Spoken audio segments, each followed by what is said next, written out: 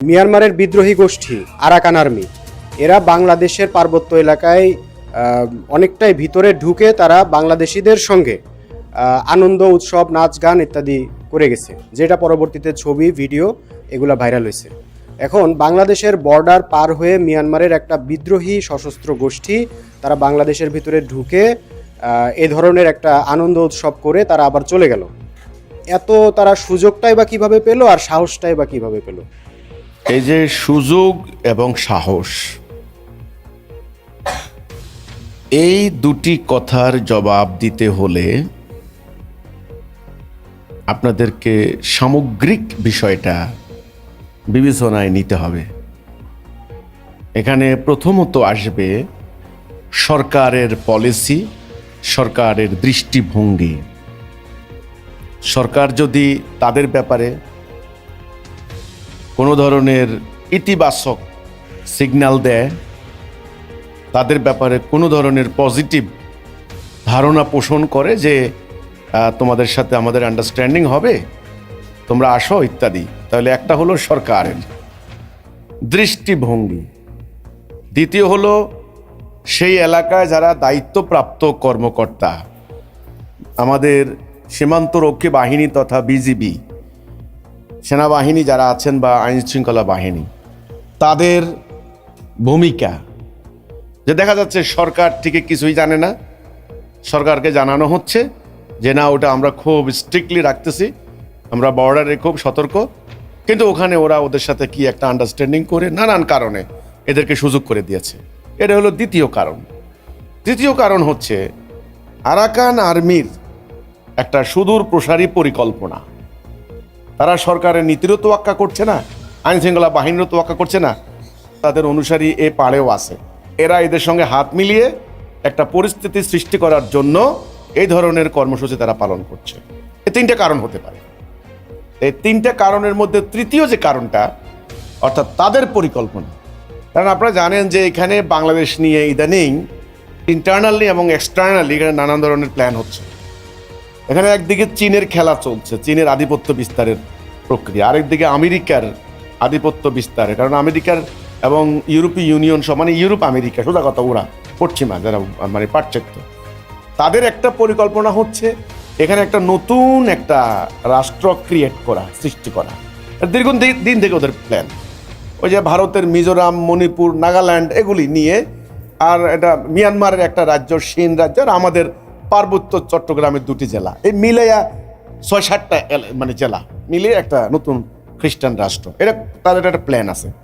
এটা কিন্তু আমার কথা না, এটা গত সরকারও কিন্তু কথা বলছে, পর্যবেক্ষক কিন্তু এই মত দিচ্ছেন। তো এই পরিকল্পনার অংশ হিসেবে তারা এখন পরিকল্পনা করছে, তারা এতদিন সেখানে এই যে মিয়ানমারের যে নেত্রী অং সান সু চি, তাকে তারা নোবেল প্রাইজ দিয়ে তারা অনেক বড় করে তুলছে, আন্তর্জাতিক ফিগার করেছে। ওখানে গণতন্ত্র মানে ইনপুট করবে বা গণতন্ত্র রপ্তানি করবে। কিন্তু মিয়ানমার দীর্ঘদিন থেকে সামরিক জান্তা বলে যাদেরকে বলা হয়, তারা চীনের কবজায় ছিল। চীন কিন্তু মিয়ানমারের সম্পত্তি প্রায় চীনের খুব দখল, ম্যাক্সিমাম দখল, আর বাকিটুকু মিয়ানমার হাতছাড়া হয়ে গেলে ভারতের উপরে নিয়ন্ত্রণ করা মুশকিল। তো সেজন্য সামরিক জান্তার বিরুদ্ধে অং সান সু চি দিয়ে গণতান্ত্রিক আন্দোলন করে তারা চেষ্টা করেছিল পশ্চিমাদের একটা প্রভাব সৃষ্টি করার জন্য, তারা সেটা পারে নাই।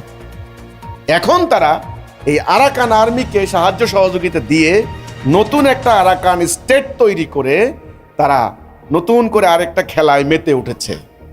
এখানে বাংলাদেশকে, এরই মধ্যে বাংলাদেশ একটা রাজনৈতিক পট পরিবর্তন হয়েছে। বাংলাদেশকে তারা করিডোর হিসেবে ব্যবহার করার প্রস্তাব দিয়েছে। বাংলাদেশের ভেতর দিয়ে আরাকান আর্মির কাছে অস্ত্র যাবে বা গোলা বারুদ যাবে বা অন্যান্য সমস্ত সরঞ্জাম যা আছে সব যাবে, এবং শুনলাম কিছু সামরিক স্থাপনাও কিন্তু সেখানে সৃষ্টি করা হয়েছে। তো এটা হলো ওদের একটা মাস্টার প্ল্যানের অংশ। তো এই সমস্ত কারণেও তারাও গ্রিন সিগন্যাল দিতে পারে যে বাংলাদেশ বর্ডারের ভিতরে গিয়ে তোমরা অ্যাক্টিভিটি করো, যদি বাধা দেয় তখন আমরা সেটা দেখব। এটাও হতে পারে, যে কোনো কিছু হতে পারে। ঘটনা যাই হোক, আমি কিন্তু লক্ষণ কিন্তু ভালো দেখছি না, বাংলাদেশ কিন্তু এমন কোনো আভ্যন্তরীণ সম্পদের সমৃদ্ধ রাষ্ট্র নয় যে যুদ্ধ লাগলে আমরা ট্রিলিয়ন ট্রিলিয়ন ডলার ব্যয় করে মিসাইল ক্রয় করে আমরা ওদের সাথে যুদ্ধ করব এরকম সম্ভাবনা নয়। এখন আমাদের যে বর্তমানে অর্থনৈতিক অবস্থা খুবই খারাপ। Already Bangladesh billion billion dollar বিদেশের কাছে ঋণী।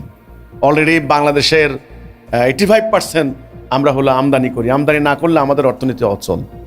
আমাদের রাজনৈতিক অস্থিরতা ভয়াবহ আকার দাঁড়িয়েছে। চুরি, ডাকাতি, হানাহানি, খুনাখুনি নিত্য ঘটনা।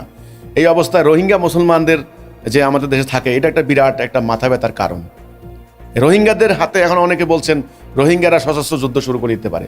সশস্ত্র যুদ্ধ করলে মাটি ব্যবহার করবে বাংলাদেশের মাটি। তো এখান থেকে তারা যদি যুদ্ধ করতে ওখানে যায়, তাহলে আমাদেরকে দায়ী করবে। আমাদেরকে দায়ী করলে আমাদের উপরে এবার যে কোনো আক্রমণ করতে তারা লাইসেন্স পেয়ে যাবে। তা আমরা প্রতিরোধ করার জন্য আবার পাল্টা আক্রমণ করতে হবে। এই করতে যাইয়া বাংলাদেশ একটা যুদ্ধে জড়াইয়ে যাওয়ার সম্ভাবনা, এটা কিন্তু ধ্বংসাত্মক হবে আমাদের জন্য। এটা লক্ষণ কিন্তু ভালো না। এটা এই ব্যাপারে সরকারের শক্ত ভূমিকা নেওয়া দরকার। এটা নিয়ে অনেক কানাঘুষা হচ্ছে, সোশ্যাল মিডিয়ায় অনেক তথ্য আসছে, পরস্পর বিরোধী বক্তব্য হচ্ছে। কারণ বর্তমান ইন্টারিম গভর্নমেন্টের বিরুদ্ধে একটা শক্তিশালী গ্রুপ আছে, যারা আগের যারা পলিটিক্স করছেন, তারাও আবার বিভিন্ন তথ্য জনগণের সামনে দিচ্ছে। জনগণ কিন্তু বিভ্রান্ত হচ্ছে। এই জন্যে জনগণের বিভ্রান্তি দূর করার জন্য সেখানে আসলে কি হচ্ছে একটা নিরপেক্ষ সঠিক অবস্থা আমি মনে করি জাতির সামনে তুলে ধরা দরকার। এই ক্ষেত্রে আমি হিজবুত তৌহিদের ভাই বোনদেরকে বলতে চাই, আপনারা যে আদর্শের প্রচার করছেন এটা নিয়ে জনগণকে সতর্ক করেন, তাড়াতাড়ি একটা আদর্শের উপর ঐক্যবদ্ধ করেন। আমি একটা কথাই বলি, এটা আমার সোজা আমার পর্যবেক্ষণ থেকে আমি বলছি, যখন কালবৈশাখী শুরু হয় তখন ঈশান কোণে কালো মেঘ জমে।